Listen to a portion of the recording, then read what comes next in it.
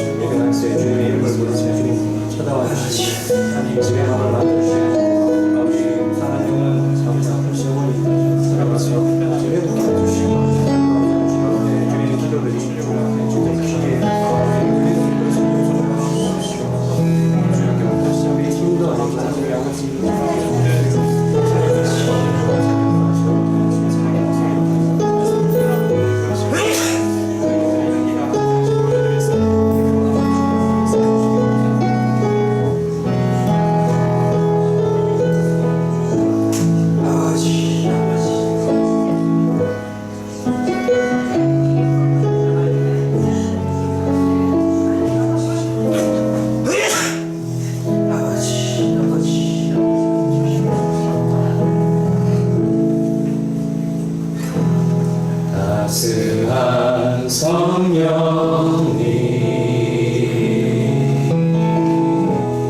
마음으로 보내 내 몸을 감싸며 주어지는 평안 만족함을 느끼네.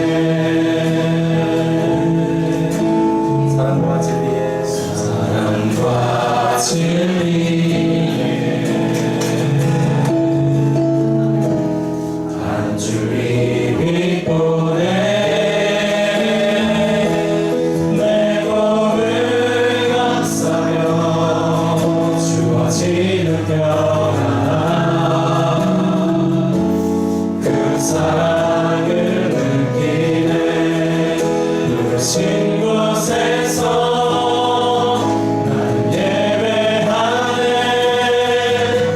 상황에도 나는 예배하네. 부르신 곳에서 나는 예배하네. 어떤 상황에도 나는 예배하네. 사랑과 진리에 사랑과 진리에 한 줄기 빛 보내 내 몸을 감싸며 주어지는 평안 그 사랑을 느끼네. 부르신 곳에서 나는 예배하네.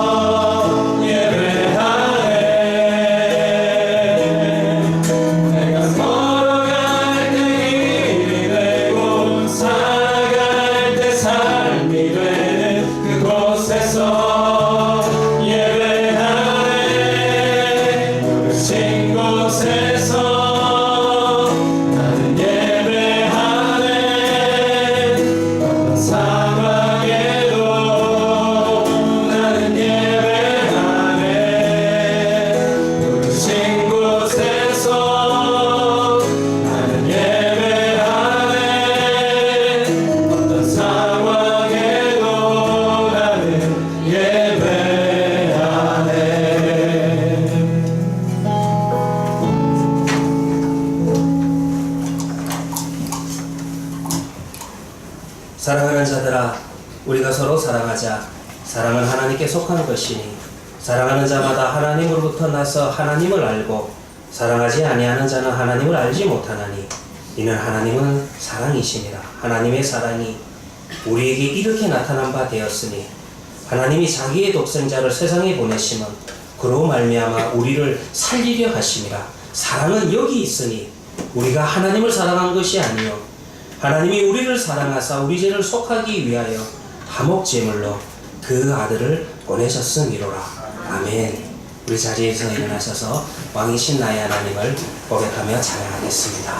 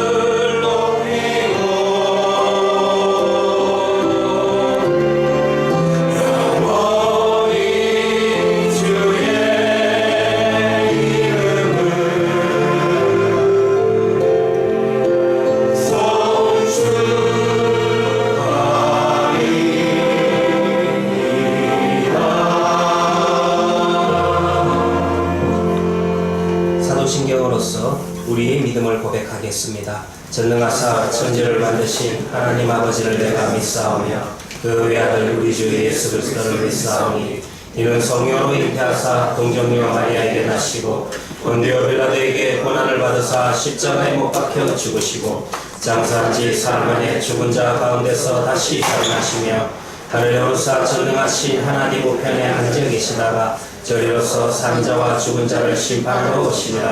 성령을 믿사오며 거룩한 공예와 성도가 서로 교통하는 것과 죄를 사하여 주시는 것과 몸이 다시 사는 것과 영원히 사는 것을 믿사옵나이다. 아멘. 우리 자리에 앉으셔서 찬송가 269장 그 참혹한 십자가에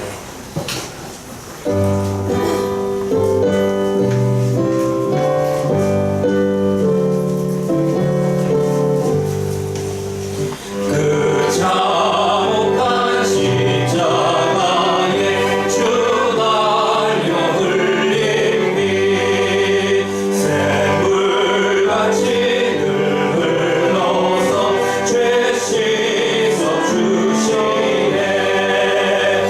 값없어도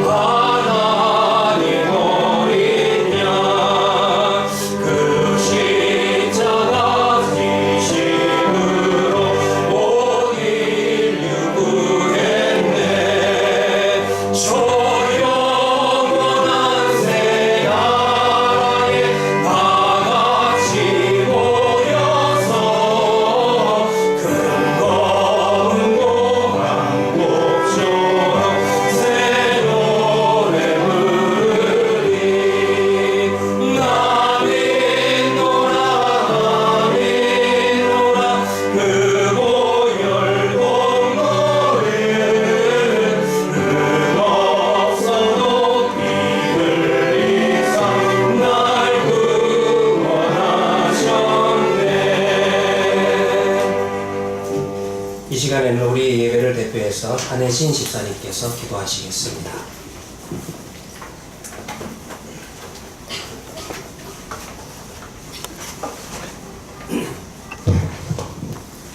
하나님, 이 시간 하나님 앞에 나옵니다. 올바른 예배를 드릴 수 있도록 성령님께서 함께 해주시기를 바랍니다.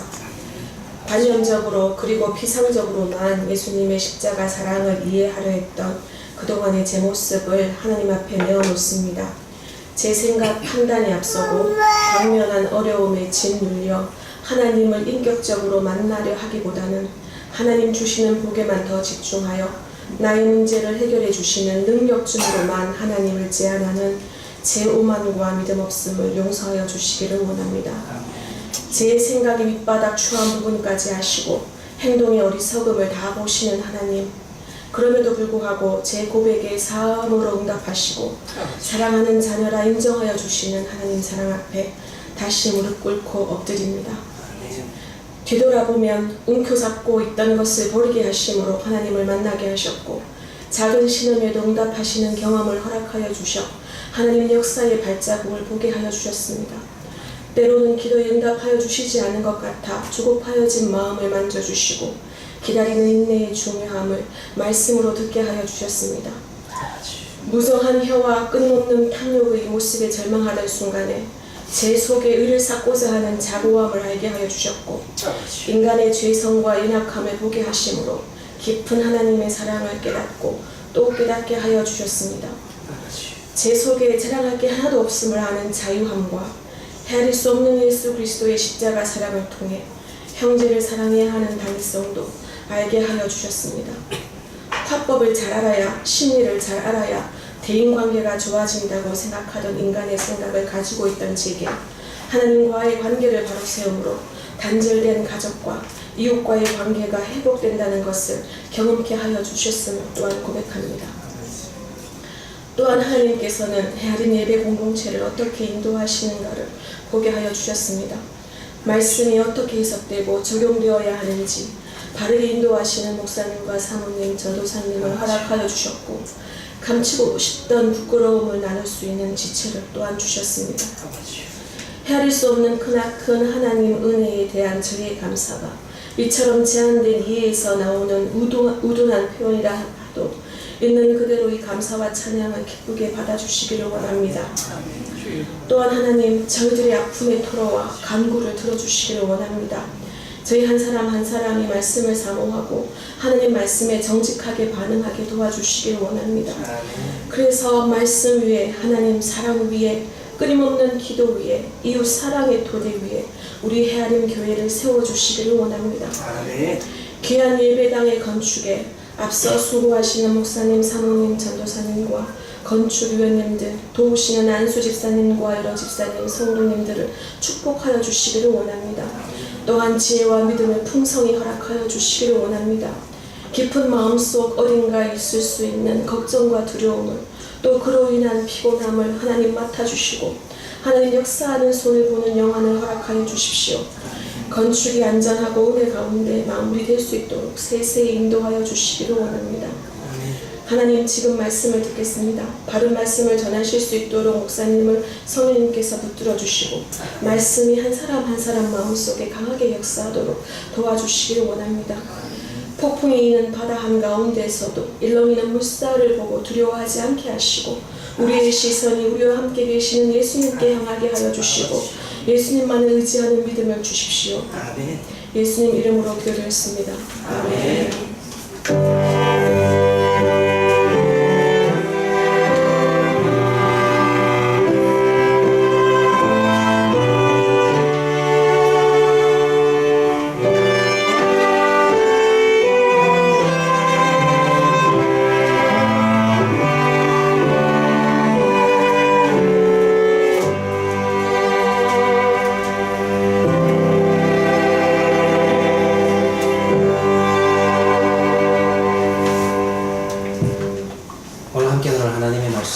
신약성경 누가복음 15장 11절 말씀부터 24절 말씀입니다.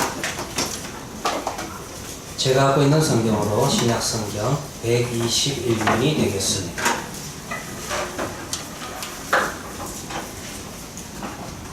누가복음 15장 11절 말씀부터 24절 말씀까지 봉독해 드리도록 하겠습니다. 또 이르시되 어떤 사람에게 두 아들이 있는데 그 둘째가 아버지에게 말하되 아버지여 재산 중에서 내게 돌아올 분깃을 내게 주소서 하는지라.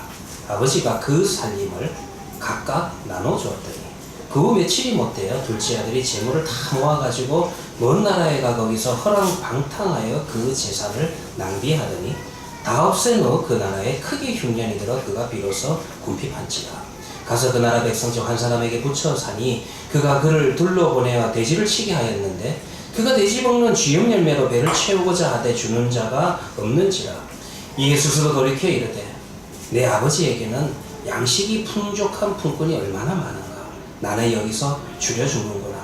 내가 일어나 아버지께 가서 이르기를 아버지 내가 하늘과 아버지께 죄를 지었사오니 지금부터는 아버지의 아들이라 일컬음을 감당하지 못하겠나이다. 나를 품꾼의 하나로 보소서 하리라 하고 이에 일어나서 아버지께로 돌아가니라.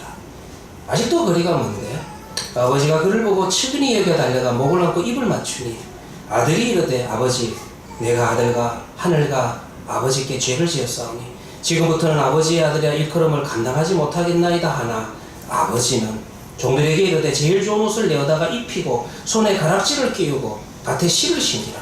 그리고 살찐 송아지를 끌어다가 잡으라. 우리가 먹고 즐기자.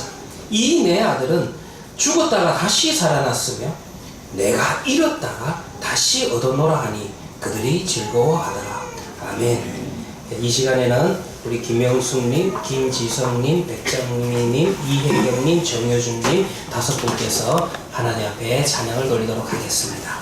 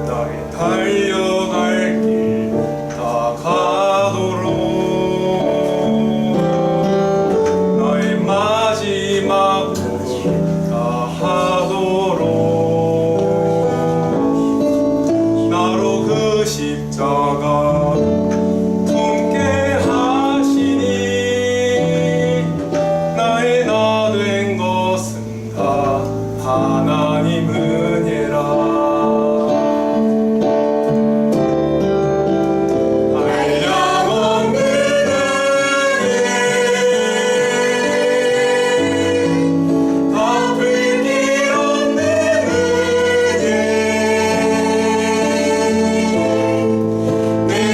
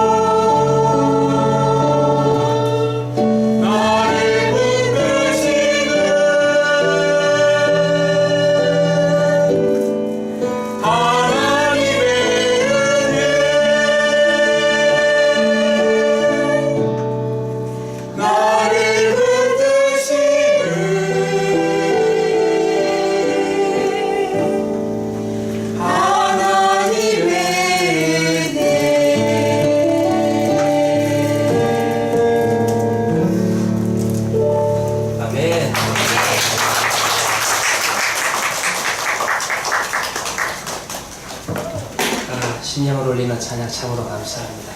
또 목사님 입장에서 흐뭇한 거는 우리 교회 이렇게 찬양을 잘하시는 분들 일이 어찌 일이 많은지 제 마음이 참으로 흐뭇합니다. 네, 그래서 마이크도 떨어졌습니다. 기도하도록 하겠습니다. 하나님 아버지 감사합니다. 참 오늘 찬양대로 우리네 인생이 하나님의 은혜입니다. 하나님의 은혜입니다. 이것을 붙들고 살아갈 수 있는 우리네 인생이 되게 하여 주시옵시고 이 고백이 우리 삶의 순간순간마다 찬양이 되게 하여 주시고 하나님을 바라보며 이 노래를 부르며 살아갈 수 있는 우리네 인생이 되게 하여 주시옵소서. 하나님 아버지 특별히 또 김지성 학생을 기억하여 주셔서 고3입니다. 하나님 남은 수능 기간까지 건강과 지혜를 더욱더 붙들어 주셔서 하나님 앞에서 자신의 인생을 돌아보며 하나님 앞에서 자신의 인생 계획을 세워나갈 수 있는 귀하고 복된 시간들 되게 하여 주시옵소서. 하나님 아버지 오늘 이 시간 또 한번 하나님의 말씀 앞에서 하나님 만나기를 원합니다. 주여 말씀하여 주시옵시고 전하는 자나 듣는 자나 동일하신 하나님의 음성을 듣게 하여 주시옵소서. 성령이여 우리의 심령을 충만하게 채워주시옵소서.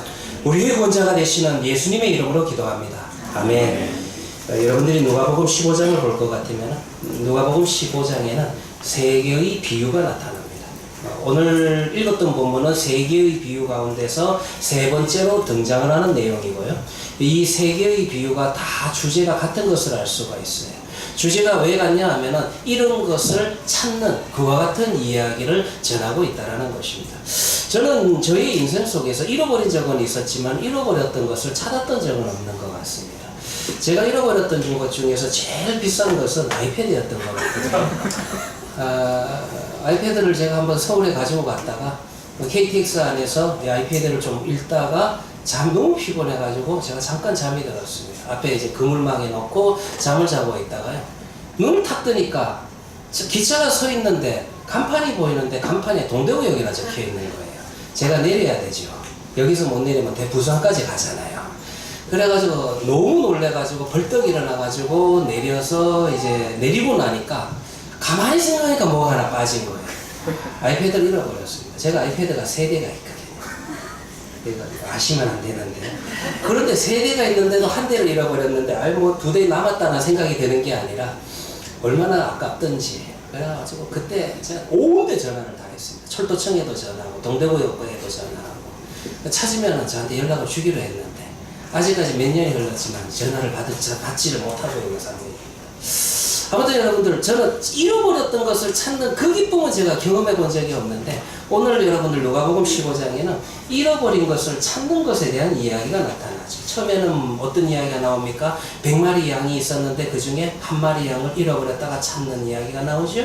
그리고 두 번째는 여러분들 10개의 은전이 있는데 이 10개의 은전 가운데서 한 개를 잃어버렸다가 찾는 이야기가 나오죠. 그리고 오늘 본문은 어떻습니까? 오늘 본문은 아들이 몇 명이죠? 아들이 둘이죠. 그래서 두 아들이 있는데 한 아들을 잃어버렸다가 다시 찾는 아버지의 기쁨을 이야기하고 있다는 것입니다. 주제는 같지만은 이 세 개의 이야기가 계단식 정치용법 구조로 기록되어 있지요. 같은 주제지만 조금씩 클라이막스를 향해서 고조되어 나가는 그와 같은 방식으로 누가복음 15장이 기록되어 있다는 것입니다. 그러니까 오늘 우리가 읽었던 본문은 세 개의 이야기의 클라이막스에 해당되는 부분이다. 세 개의 이야기 가운데서 주제는 같지만은 가장 절정을 보여주고 있는 것이 잃어버린 둘째 아들을 찾는 이야기가 나타나 있다는 것입니다. 즉 오늘 이 이야기 속에는 잃어버린 것을 찾는 기쁨을 묘사하는 비유 중에서 가장 절정에 해당된다 이렇게 볼 수가 있다는 것입니다.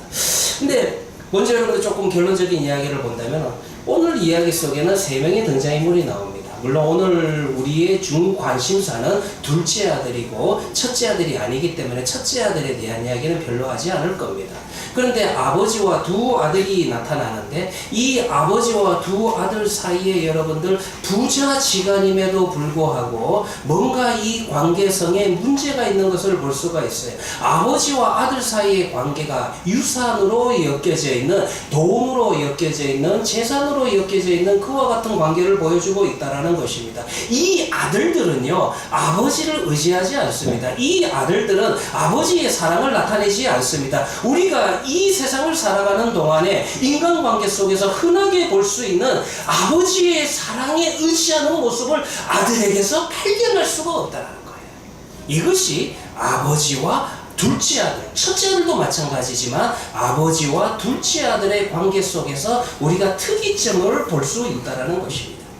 우리는요, 오늘 여러분들 본문에 읽었지만 본문에 읽었던 내용을 다시 한 번 더 좀 정리를 한다면 어느 날 둘째 아들이 아버지에게 갑니다. 아버지 저는 둘째 아들이니까 저에게 주실 유산이 있죠. 저에게 주실 재산이 있죠. 저의 분깃을 미리 주십시오. 이 분깃을 주시면 내가 이것을 가지고 사업을 해가지고 재산을 크게 불리겠습니다. 라고 그렇게 이야기를 하기 시작한다는 것입니다. 자, 이 지점에서요, 대한민국을 살고 있는 우리의 눈으로 보면은, 우리의 시각으로 보면은 지금 아버지가 살아있는데 아들이 아버지에게 가가지고 아버지 저에게 사업자금을 좀 미리 주십시오라고 이야기하는 게 별로 이상하지 않습니다. 이와 같은 이야기, 이와 같은 모습을 우리 주변에서 흔하게 볼 수 있다는 것입니다.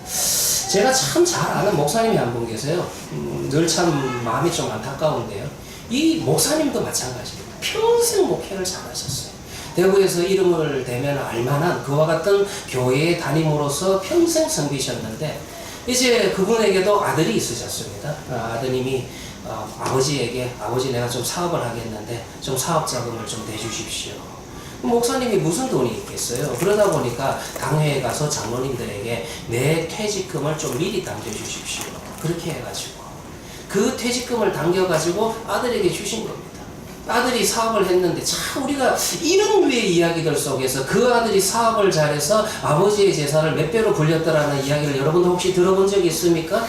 이런 이야기는 별로 들어보지 못하고 대부분 스토리가 어떻게 흘러가요? 대부분 스토리가 아버지의 재산을 다 날렸다.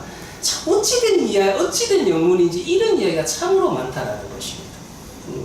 그래서 그 목사님도 퇴직금을 다 땡겨가지고 아들 주셨는데 아들이 사업을 하면서 참 열심히 했겠지요. 그런데 그 재산을 다 날린 겁니다. 이제 목사님 은퇴가 다가오고 있어요. 제가 알기로 내년인가요? 하는데 그 교회 교인들도 고민이에요. 그 교회 장로님들도 고민이에요. 우리 목사님 30년 동안 우리 교회에 계시면서 목회하시고 퇴직금을 그동안 쌓아놨는데 이 퇴직금을 다 쓰셨는데 이제 퇴직하면 어떻게 먹고 사냐.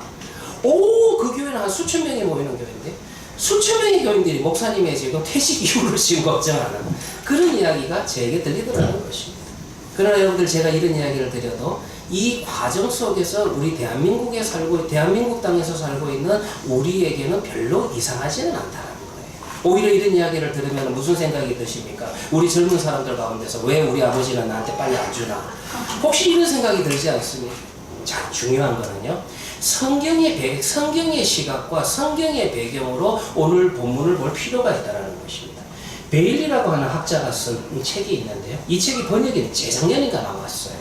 중동의 눈으로 본 예수라는 책이 나왔고 이 책이 많이 팔려가지고 중동의 눈으로 본 비유라는 책까지 자매편으로 나와 있는데 여러분들 한번 관심이 있으시면 책 한번 사서 읽어보시기를 바랍니다. 근데 되게 재미가 없습니다. 너무 학문적인 책이에요. 제가 쉽게 재밌게 좀 이야기를 해드릴게요. 이 베일리가 쓴 중동의 눈으로 본 예수라는 그 책, 이분은 이제 신학자로서 중동에서 오랫동안 살면서 중동의 문화와 아랍의 언어를 연구해서 이 중동 그때 당시 예수님 시대의 그 문화적인 배경을 연구한 책이 바로 중동의 눈으로 본 예수라는 그런 책입니다. 그 책에 보면은요 이런 이야기를 해요. 베일리라는 학자는 유대인이나 아랍 사람들은 아버지가 살아있는 동안에 아버지의 재산을 유산으로 달라고 하는 것은 그거는 아버지를 모욕하는 행위다. 왜 그럴 수밖에 없냐면 중동에서는요, 팔레스타인 지역도 마찬가지지만 중동에서는 아버지가 살아있는데 아버지의 재산을 받을 수가 없어요. 그런데 아버지가 살아있는데 아버지 재산을 주십시오라고 이야기하는 것은 얼마나 아버지를 모욕하는 행동이냐 하면 아버지 빨리 죽으세요. 왜 아직도 건강하게 살아계시는 겁니까? 이 이야기와 동일하다는 겁니다. 우리나라와 많이 다르죠? 벤시락이라고 하는 책이 있습니다. 이 벤시락이라고 하는 책은, 그런데 우리 성경은 66권입니다. 그런데 성경 이외에 이걸 정경이라, 하나님의 말씀으로 공인된 책을 우리는 정경이라 그렇게 이야기하는데, 이 정경 이외에 외경이라는 게 있어요. 캐톨릭에서는 인정을 하고 우리 개혁교회에서는 인정을 하지 않지만은 이 외경 가운데서, 물론 외경은 하나님의 말씀이 아니에요. 혹시 여러분들이 이런 질문을 가질 수는 있습니다. 왜 정경과 외경의 차이점이 뭡니까? 제가 쉽게 말씀을 드릴게요. 여러분들이 한번 읽어보시기 바랍니다.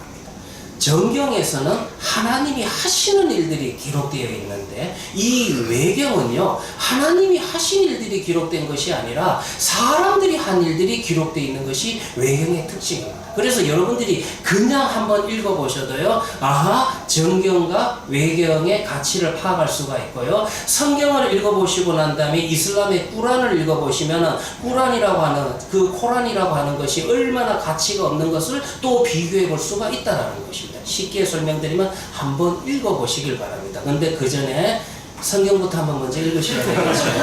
성경을 안 읽고 이거부터 읽으면 곤란합니다. 그런데 이 벤시락이라고 하는 외경이 있어요. 이 외경은요, 지금으로부터 주전 180년경에 기록된 건데, 물론 성경은 아니지만은 당시의 팔레스타인 지역의 문화나 환경을, 그들의 사고방식을 이해하는 데는, 백그라운드적으로, 배경적으로 이해하는 데는 매우 도움이 된다는 거예요.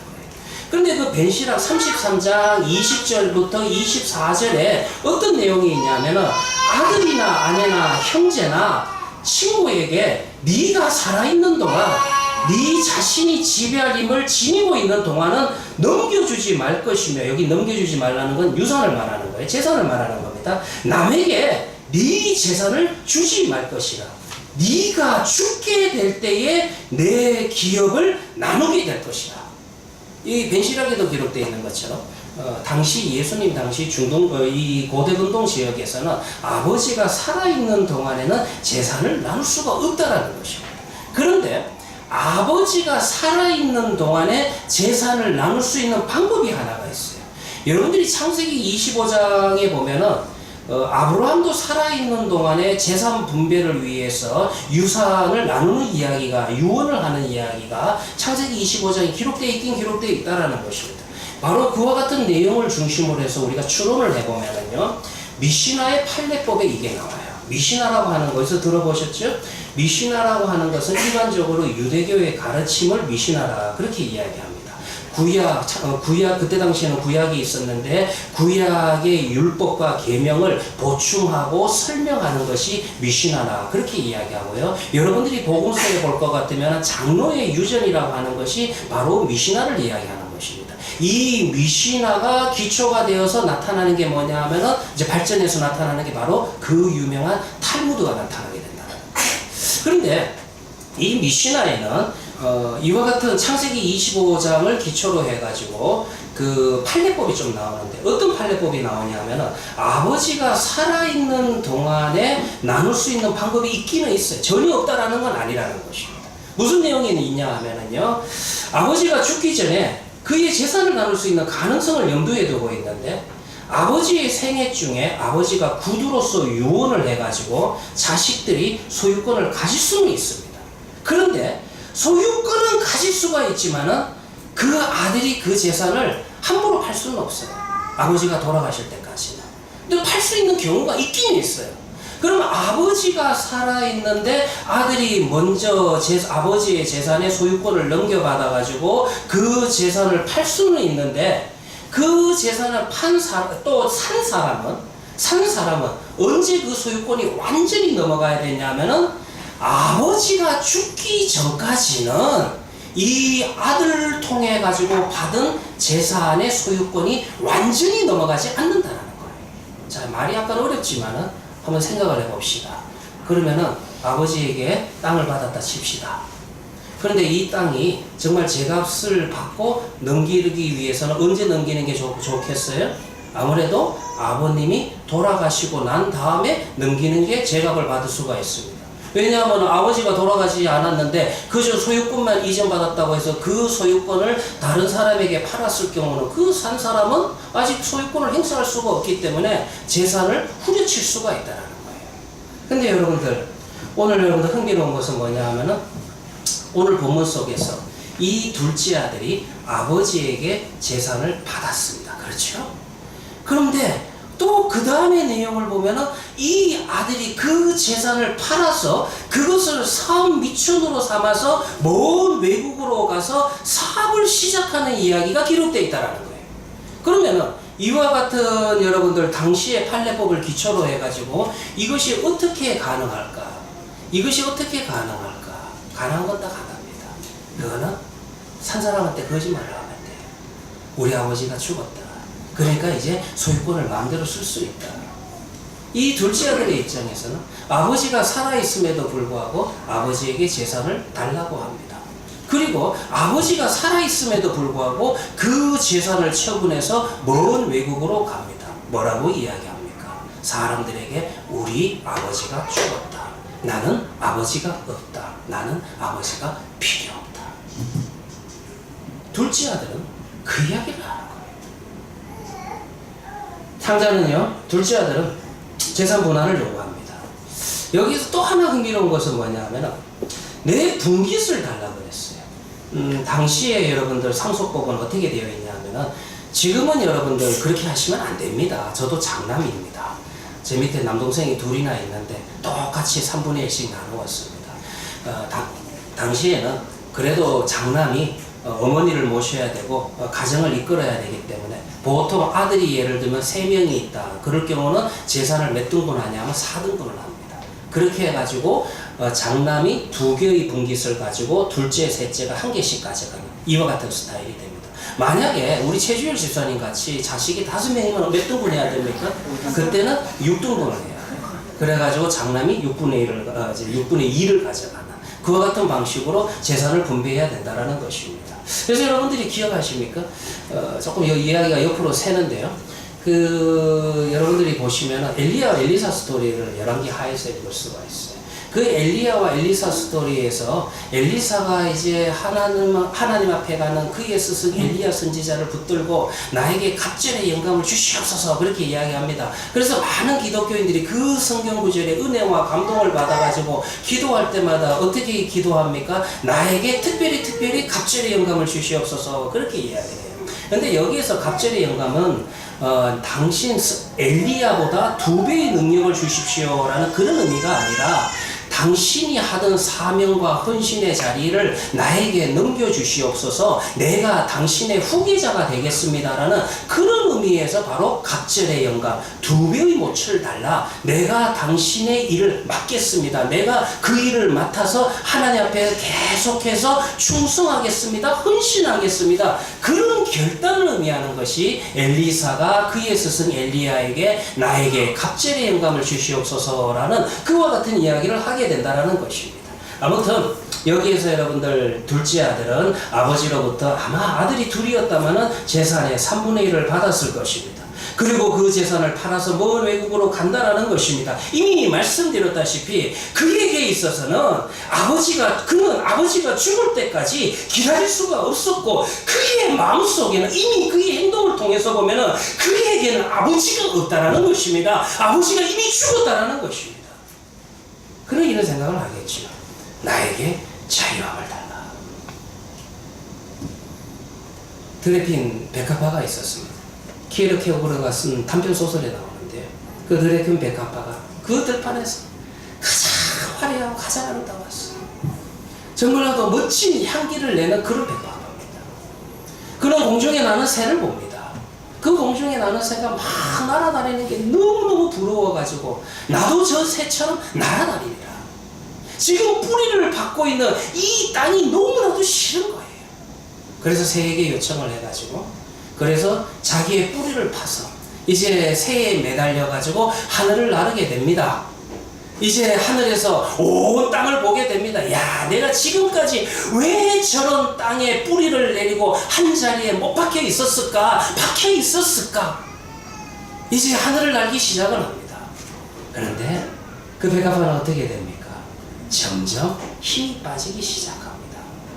그 화려했던 꽃잎이 시들기 시작하고 하나씩 둘씩 떨어지기 시작합니다.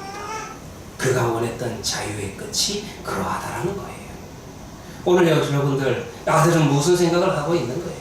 아들은 아버지로부터 나는 좀 자유함을 얻고 싶다. 아버지가 나를 판단하고 나를 구속하는 것을 내가 견딜 수가 없어. 내가 아버지 없이도 나의 창조적인 능력과 나의 열정을 보여줄 수 있어. 할 수 있어. 참으로 긍정적인 생각이죠. 오늘 보면은 물론 둘째 아들에게 초점을 맞추고 있지만 참 이 큰형도 다를 건 없어요. 왜 큰형이 다를 게 없냐면, 여러분들이 큰형을 볼 것 같으면 최소한 여러분들 이 12절에 보시면은 아버지가 그 살림을 각각 나눠주었더라. 각각 나눠줬더라. 그러니까 여러분들 이 일을 계기로 해가지고 둘째 아들만 재산을 받았습니까? 아니죠. 첫째 아들도 재산을 받았다라는 것입니다. 그렇다면 큰형의 입장에서도 이 큰형의 생각과 큰형의 태도에도 문제가 있다라는 것입니다. 최소한 여러분들 이런 태도를 좀 취해야 되죠. 큰아들은 동생의 요구를 반대하는 의미로 자신의 몫을 거절해야 되면 아직 받으면 안 된다라는 거예요. 그리고 무엇보다도 아버지와 동생 사이에서 이 지금 부서져가는 관계를 회복해야 되는 거 아니에요? 중재해야 되는 거 아니에요? 그런데 이 큰아들에게는 그런 모습이 없다라는 것입니다. 이야기를 조금 띄어서, 둘째 아들은요 이제 아버지로부터 재산을 받았어. 먼 외국으로 나가서 사업을 합니다.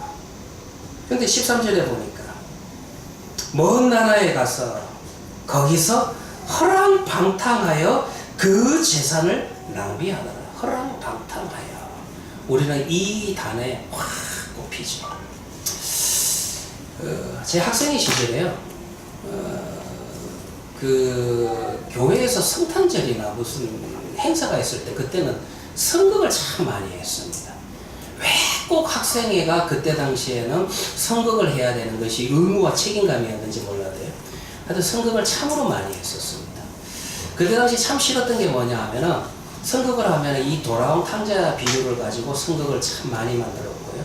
그리고 이 돌아온 탕자 비유에서 항상 학생회 회장은 누구의 역할을 맡아야 되냐 하면은 이 둘째 아들 탕자의 역할을 맡아야 됩니다. 그 다음에 부회장은 여학생이 했거든요. 여학생은 무슨 역할을 해야 되냐?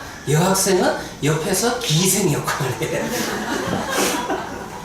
왜 이런 그 이미지를 낳게 되냐 하면은, 이게 오늘 이야기한 것처럼 13절에 나오는 허랑방탕하여라는 요 단어와 그 다음에 여러분들 보면 30절이에요. 30절에 둘째 아들이 동생이 돌아왔을 때 그의 형된 첫째 아들이 뭐라고 아버지에게 이야기하냐면, 30절에 보면 아버지의 살림을 창녀들과 함께 삼켜버린 이 아들이 돌아오네. 이 단어 때문에 허랑방탕하여라고 하는 것을, 아버지의 재산을 받아가지고 먼 외국에 가서 장사는 하지 않고 사업은 하지 않고 이와 같은 기생들과 창녀들과 어울려가지고 그냥 물질을 낭비했다라는 그와 같은 것 식으로 생각을 해가지고 그런 식으로 또 연극을 만든다라는 거예요.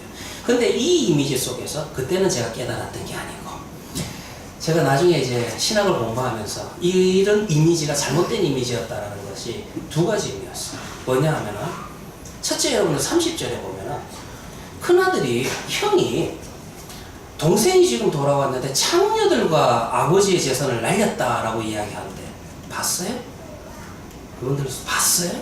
요즘은 워낙 여러분들 SNS가 발전을 하고 인터넷이 발전을 해서 어느 외국에 산다 할지라도 이게 다 소통이 됩니다. 다 소식을 들을 수가 있어요. 뭐 미국에 가서 올린 사진도 여러분들 페이스북을 통해 가지고, 야, 얘가 지금 시애틀에 가서 놀고 있구나. 우리 김지호 형제가 지금 미국에 공연 가가지고 어느 동네 돌아다녔는지 제가 다 꿰뚫고 있거든요. 그 같은 방식으로 어디에 가서 뭐 하고 누구 하고 있는지가 사진으로, 여러분들 전 세계 어디 있든지 사진으로 다 보입니다. 이거는 봤어요, 여러분들. 제가 봤어요. 그런데 이때는 언제예요? 이 성경은요, 지금으로부터 여러분 2000년 전입니다. 제가 유학을 갔었을 때도 아버지하고 전화 한 통, 한 달에 한 통 했습니다. 왜냐하면 그때는 유선전화나 통화료가 엄청 비쌌기 때문에. 아버님하고 한 시간 재가서 이야기하는데 5분 이상 넘어가 한 10분 정도 이야기하면요, 거의 한 달에 전화 통화료가 100불씩 가까이 나옵니다. 제 그때 당시 한 달 생활비가 1000불인데 100불을 전화로 했을 수 없잖아요. 그러니까 여러분들 이때 당시는 그러기 때문에 전화로밖에 이야기를 못하는 시대이기 때문에 그렇다 치더라도 지금 여러분들 성경에 보면 어떤 시대예요? 전혀 외국에 나가면 소식을 들을 수 없는 시대입니다. 어떤 여러분들 소식을 전할 수 없는 시대라는 겁니다. 그런데 이 첫째 아들은 형된 입장에서 자신의 동생이 돌아오자마자 아버지가 잔치를 열어주는 것에 대해서 화가 나가지고 이 동생에 대해서 뭐라고 지금 생각했어요? 창녀와 함께 아버지의 재산을 다 날려먹었다. 봤어요? 보지도 않고 어떻게 그렇게 그렇게 정죄할 수 있냐 이거예요. 그리고 여러분들 13절에 나오는 허랑방탕이라는 단어를 잘 이해하셔야 됩니다. 우리가 한글 성경을 허랑방탕이라고 해석을 했지만은 이 단어의 뜻은 어떤 의미를 담고 있냐면은 지혜롭지 못하게 사업하는 거, 원래 이런 의미에서 파손이 돼요. 사업하는 사람이 내가 이 자본금을 날려먹겠다라고 생각을 하고 사업하는 사람은 아무도 없습니다. 다 아무래도 이 사업하는 이 기초적인 돈은 자기가 이것을 불려가지고 정말로 좀 재산을 늘리겠다는 그런 의미로 사업하는 거 아니겠어요? 솔직히 여러분들 주식 사는 사람들이 어떻습니까? 주식 사는 사람이 내가 이 주식을 사가지고 휴지로 만들어 버리겠다 그 생각 가지고 주식 사는 사람이 어디 있습니까? 전부 다 주식 사는 사람 저는 사본 적 없습니다. 전부 다 여러분들 주식 사는 사람들이 이걸 사가지고 좀 2배, 3배로 남기겠다. 그러다가 여러분들 그냥 어떻게 잘못된 정보를 들어서 잘못된 판단을 해서 그 주식이 휴지가 되는 거 아니겠어요? 그래서 여러분들 여기에 이야기하는 13절에 나오는 허랑방탕이라고 하는 단어의 의미는 일반적으로 지혜롭지 못하게 사업하는 것. 그것이 여러분들 이 단어의 정확한 의미라는 것입니다. 그런데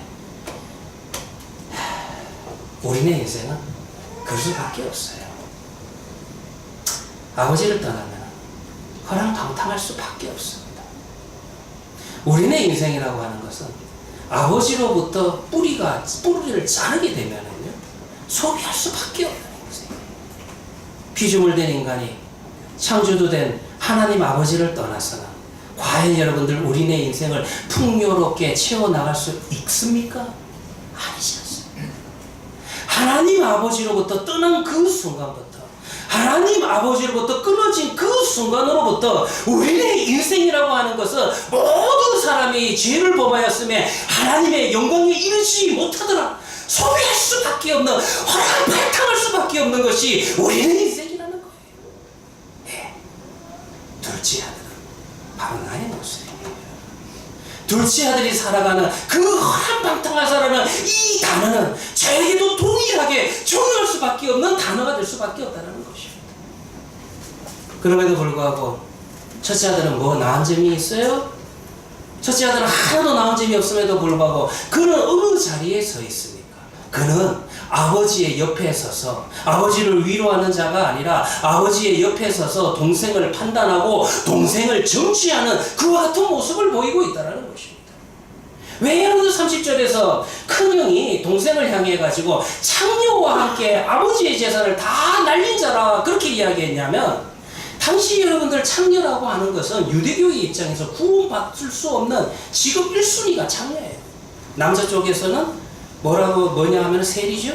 남자 쪽에서는 세리는 절대로 유대교 안에 들어올 수 없는 자. 그때 당시에는 유대교 안에 들어와야지 이들은 구원이 있다라고 생각했기 때문에, 그래서 여러분들 유대교 안에 들어올 수 없는 자 1순위, 남자 쪽의 직업 1순위는 세리요, 여자 쪽의 직업 1순위는 바로 창녀라는 것입니다. 여기에서 단순히 직업을 이야기하는 것이 아니라 여기에서 큰형은 동생을 향해서 저 동생은 아버지의 사랑을 받을 자격이 없습니다. 아버지의 은혜를 받을 자격이 없습니다. 아버지에게 돌아올 자격이 없습니다. 판단하고 충지하는 자가 바로 첫째 아들이었다는 거예요. 로마서 2장에 하나님은 뭐라고 이야기했어요? 로마서 2장 1절에 판단하는 자라. 판단은 누구만 할 수 있어요? 하나님만이 할 수 있는 겁니다. 그런데 교만해가지고 하나님의 자리에 앉아서 저 사람은 구원받을 수 있어, 저 사람은 구원 못 받아, 저 사람은 의인이야, 저 사람은 죄인이야. 하나님의 자리에 앉아서 심판주의 역할을 하는 자, 판단하는 자는 2장 1절에 그렇게 시작을 하고, 여러분 성경 나중에 읽어보세요. 로마서 2장 3절에 뭐라고 그들에 대해서 이야기하냐면 하나님의 심판을 피할 수 없다. 그럴 수밖에 없어요. 이렇게 교만한 자, 하나님의 은혜를 구할 수 있겠습니까? 이렇게 교만한 자가 하나님이 필요합니까? 하나님의 자리에 앉아서 하나님의 심판주가 되시는 하나님의 역할을 자기가 다 하고 있는데, 그런 자에게 과연 하나님의 사랑과 하나님의 은혜와 하나님의 용서하심이 필요하겠어요? 30절에서 창녀라고 하는 것은 유대교에서 단절된 자를 의미하는 것이고, 영적으로 죽은 자, 다시는 회복될 수 없는 자, 하나님 아버지 앞에 돌아올 수 없는 자, 그걸 이야기합니다. 외국동에서 살았던 둘째 아들은 참 그의 처지가 내려갈래야 내려갈 수 없는, 영적으로 가장 내려갈래야 내려갈 수 없는 그 자리로 내려가게 됩니다. 그에게 있어서는요, 하나님을 만날 수 있는 기회가 없어요. 왜냐하면은요, 이제는 아버지가 가져온 재산도 다 탕진했죠. 그래도 안식일에 아마 여기에서 디아스포라가 된 유대인이 있었기 때문에 당시에 아마 유대교에 해당도 있었을 겁니다. 그러면 안식일에 유대교에 해당에 나가서 예배라도 드려야 되는데, 이 둘째 아들은 유대교에 해당에 나가서 안식일도 지킬 수 없는 그런 존재입니다. 왜 그런 존재냐면 그는 불결한 짐승, 저주받은 짐승, 돼지를 돌보는 일을 했다는 겁니다. 이 직업을 가졌다는 것은 유대교의 해당에 나가서 함께 예배드릴 수 있는, 하나님의 말씀을 들을 수 있는 그 기회조차도 박탈됐다는 거예요. 둘째 아들은 철저히 끊어지게 됩니다. 내려갈래야 내려갈 수 없는 그 밑바닥에서 그에게 남은 건 이제 하나밖에 없습니다. 17절에 이에 돌이켜라고 하는 말은 다시 한번 생각한다, 다시 한번 생각한다, 그런 의미입니다. 그는 여기에서 무엇을 생각했어요? 이제 그 순간에 나는 참 죄인이다, 나는 아버지 앞에 참 죄인이다, 나는 하늘의 아버지와 하늘의 하나님과 아버지에게 죄인이다. 여기에서부터 은혜가 시작됩니다. 둘째 아들은 아버지에 대한 죄의식을 가지게 됩니다. 이 죄의식이라고 하는 거와 여러분들 그냥 수치심이라고 하는 것 좀 비교해 볼 필요가 있는데, 죄의식이라고 하는 것은 하나님의 모양과 형상으로 창조된 인간이 거룩하신 하나님을 정점으로 삼는 본성의 일부가 죄의식이에요. 좀 어려운 신학적인 이야기인데, 근데 수치심이라고 하는 것은 우리가 사람과 사람 사이에서, 이 사람들끼리 사이에서 서로 비교하면 내가 그 중간에서 내가 차지하는 내 위치, 내 사람들과의 관계성, 여기에서 여러분들 조금 여러분 밀리게 되면 느끼는 감정을 수치심이라 그렇게 이야기할 수가 있어요. 즉 다시 이야기하면 죄의식이라고 하는 것은 하나님과의 관계를 생각하지만, 수치심이라고 하는 것은 내가 중심입니다. 내가 중심이 되어서 내가 생각하는 이상적인 나의 기준, 사람들이 원하는 기준을 중요하게 생각하게 된다는 것입니다. 좀 더 쉽게 다시 이야기 드린다면, 죄의식이라고 하는 것은 하나님으로부터 시작되지만 수치심이라고 하는 것은 사람으로부터 시작된다는 것입니다. 그러므로 죄의식은 하나님 앞에 엎드려 하나님의 용서와 하나님의 도우심을 구하게 되지만, 수치심은 그저 자기 자신의 위로, 마음의 위로만을 구하게 된다는 것입니다. 죄의식은 자신을 죽이고 겸손히 하나님의 은혜를 구하게 되지만, 수치심은 자기 자신의 위치와 자기 자신을 합리화하는 것에 관심을 가지게 된다는 것입니다. 근데 여기에서 여러분들 이에 돌이켜. 지금 여러분들 이미 수치심이라고 하는 것은 내려갈 때요 다 내려갔어요. 왜? 유대인이라면 가질 수 없는 직업, 돼지를 치는 직업까지 내려갔잖아요. 그런데 지금 17절에 보면 이에 돌이켜 다시 생각했다. 뭐를 생각한 거예요? 이제 사람과의 관계가 중요한 것이 아니라 아버지와의 관계, 아버지와의 관계. 여기 이거를 다시 생각해 보기 시작했다. 그는 아버지에게 돌아가면서 참 자격이 없죠. 차마 아들이라는 그 지위는 요구할 생각도 없었어요. 그래서 두 가지를 생각을 하게 됩니다. 나는 아버지의 아들이라 일컬음을 받지 못하겠다. 나를 품꾼의 하나로 써주십시오. 그는 여기에서 품꾼의 자리를 고려합니다. 이게 어떤 자리냐 하면은 신약 성경에는요 어떤 집에서 일하는 사람, 우리 한글 성경은 전부 다 뭐 하인, 종 이렇게 번역을 하는데 약간 다릅니다. 헬라어로 둘로스라고 하는 단어가 있고 파이데스라고 하는 단어가 있고 미스디오스라는 단어가 있는데 오늘 본문에는 미스디오스라는 단어가 나옵니다. 둘로스라고 하는 것은 일반적으로 우리 한글 성경에는 노예라 그렇게 이야기하는데 그 정도가 아닙니다. 이 둘로스는 주인의 집에서 함께 먹고 마시는 자, 주인의 재산을 맡은 자, 이게 여러분들 둘로스예요. 그러니까 요즘 우리식으로 이야기하면 어떤 회사의 임원들 정도, 그 자리가 여러분들 둘로스라는 겁니다. 그 다음에 파이데스라고 하는 것은 한글 성경은 일반적으로는 하인이라고 번역을 하는데 이 파이데스 역시 주인과 함께 그 주인의 집에서 일하는 자, 요즘으로 이야기하면 정규직에 그 정도 되는 거예요. 이게 여러분들 파이데스예요. 근데 미스디오스라고 하는 자리는 어떤 자리냐면은 그날 일하고 그날 일당을 받는 자. 요즘으로 이야기하면 뭐가 됩니까? 비정규직. 죄송합니다. 혹시라도 그 직업에 계신 분들은 오해하지 마시고요. 그러니까 지금 여기에서 이 아들이 생각한 자리는요, 아들 안 돼, 둘로스 안 돼, 파이데스 안 돼, 나를 미스디오스의 자리라도 달라야 되겠다. 이렇게 생각하고 아버지에게 돌아가기 시작을 합니다. 둘째 아들은 아버지에게 자신의 실수를 고백하려는 의도를 가집니다. 그러나 여전히 이 19절을 보면은요, 지금 나를 품꾼의 하나로 보소서. 여전히 이 둘째 아들은 자신의 실수를 어느 영역에서만 생각하냐 하면 내가 아버지에게 물질적인 손해를 입혔다. 그래서 내가 품꾼으로서 아버지 밑에서 일해서 아버지의 재산을 낭비한 것을, 이 물질의 피해를 입힌 것을 내가 갚아야 되겠다.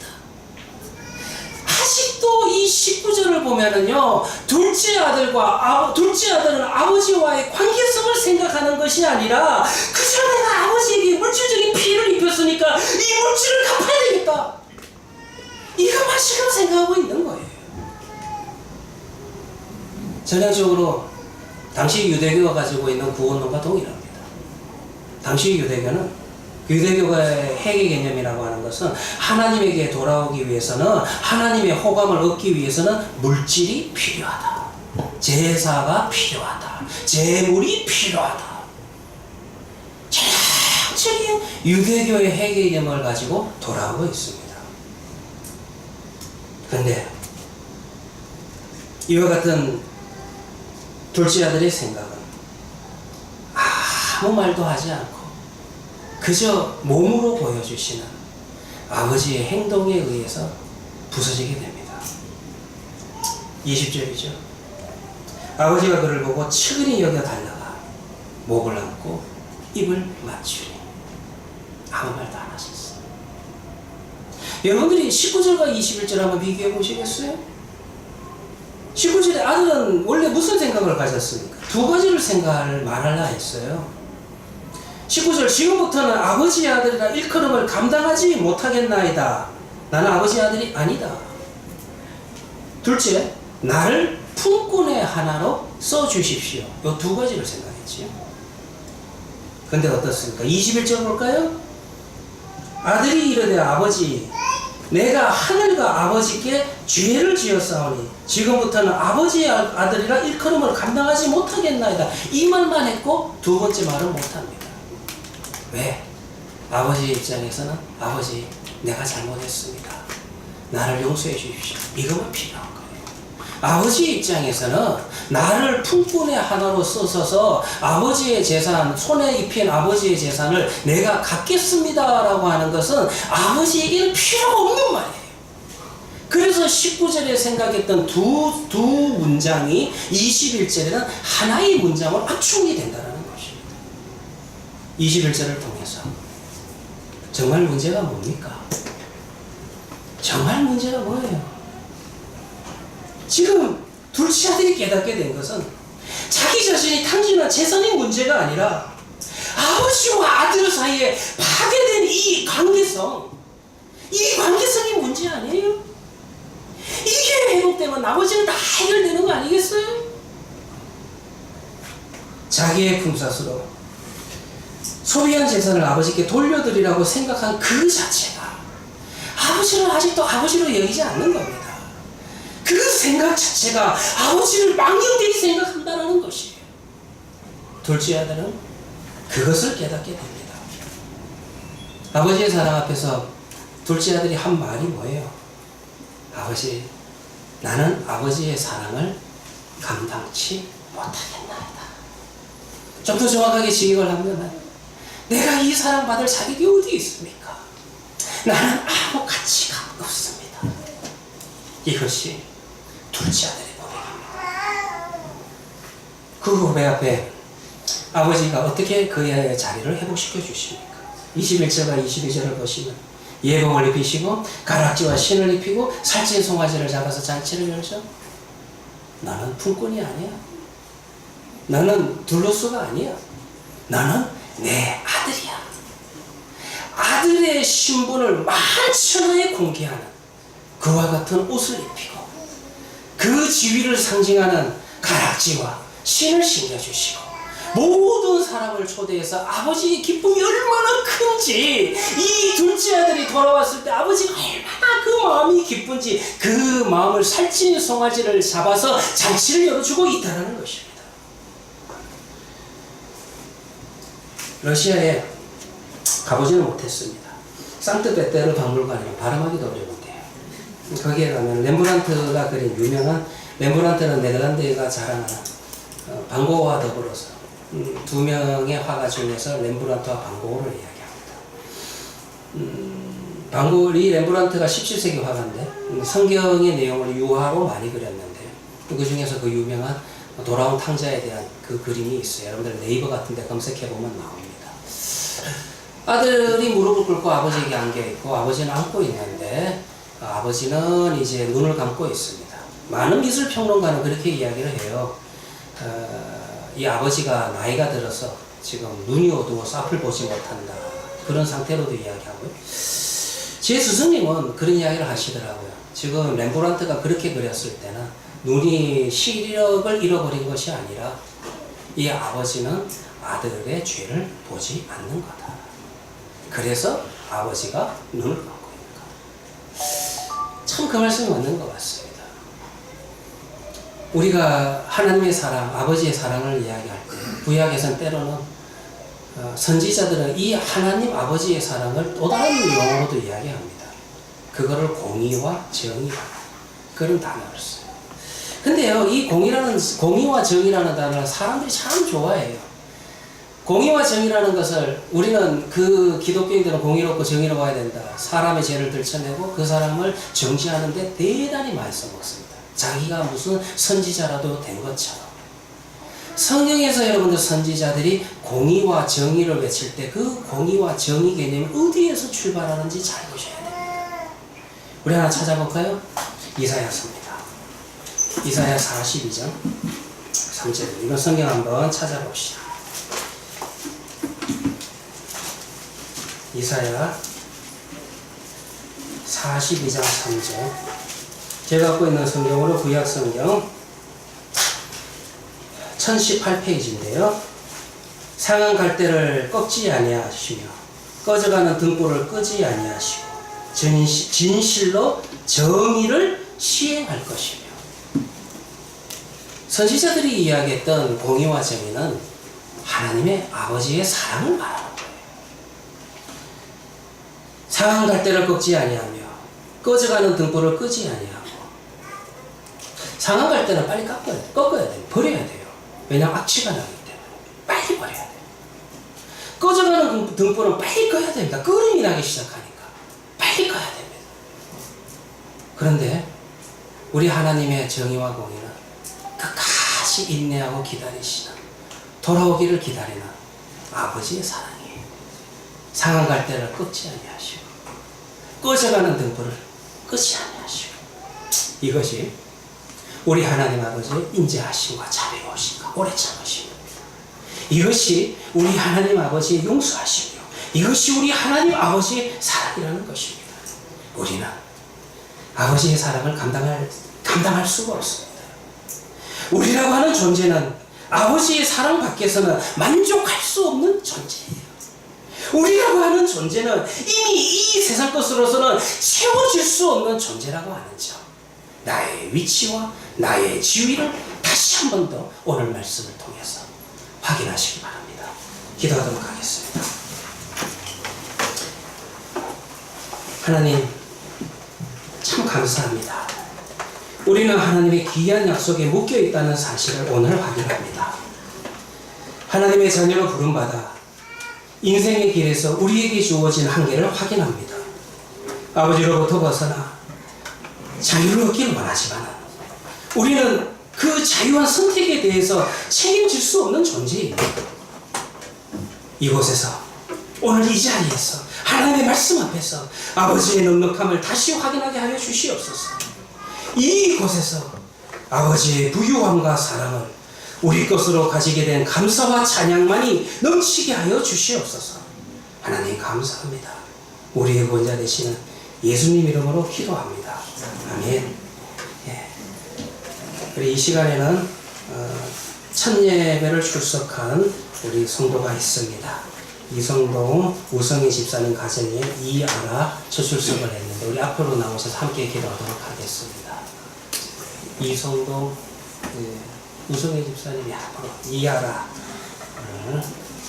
6월 25일 날 태어났습니다. 오늘도 우리 교회 처음 출석했고요. 이 시간 우리 함께 기도하도록 합시다.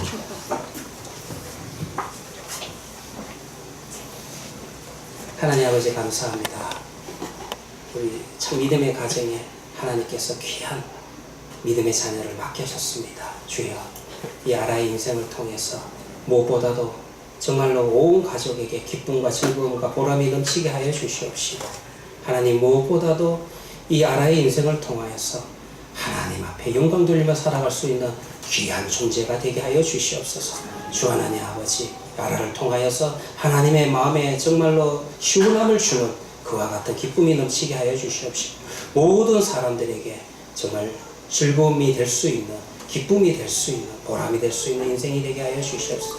앞으로 살아가는 가운데서 건강과 지혜를 더하여 주시옵시고, 하나님과 함께 살아가는 것을 날마다 체험하며 살아갈 수 있는 귀하고 복된 인생 되게 하여 주시옵소서. 예수님 이름으로 기도합니다. 아멘. 축하합니다.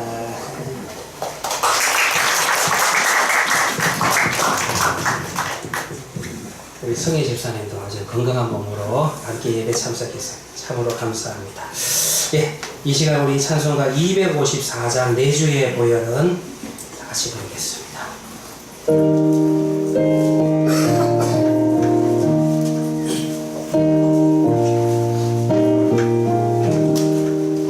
내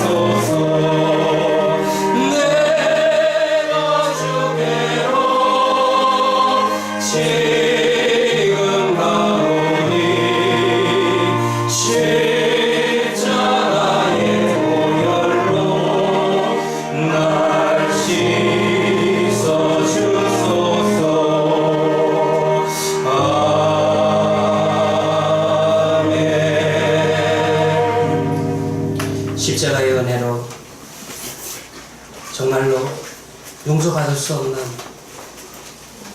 우리의 모습을 주님의 보혈로 씻어주시고 십자가의 은혜 앞에 서 있는 우리네 성도들이 이 시간 주님 앞에 다시 한 번 더 이 땅의 물질로 나아갑니다. 주여, 드리는 이 손길들을 기억하여 주시옵시고 정말로 이 물질 속에 우리의 믿음의 고백이 있게 하여 주시옵시고 이 드리는 손길과 더불어서 우리의 인생을 바라보는 시각이 변화되게 하여 주시옵소서. 정말로 내 주의 보혈은 정하고 정하다. 내 죄를 정케 하신 주 나로라 하신다. 하나님, 주님 앞에 한 걸음 한 걸음 나아갑니다. 내가 집게로 식은 가오니 나를 씻어주시옵소서. 이 고백이 이 물질과 더불어서 우리의 인생 고백이 되게 하여 주시옵소서. 이제는 우리 주 예수 그리스도의 은혜와 무한하신 하나님의 사랑과 성령님의 감화 감동하심이 아버지의 사랑 앞에 엎드려 아버지의 사랑 앞에 찬양하며 감사하며 사랑하기를 소원하는 우리의 헤아린 교회 성도들의 머리 위와 그들의 모든 삶의 자리자리마다 지금부터 영원까지 함께 있을지어다. 아멘.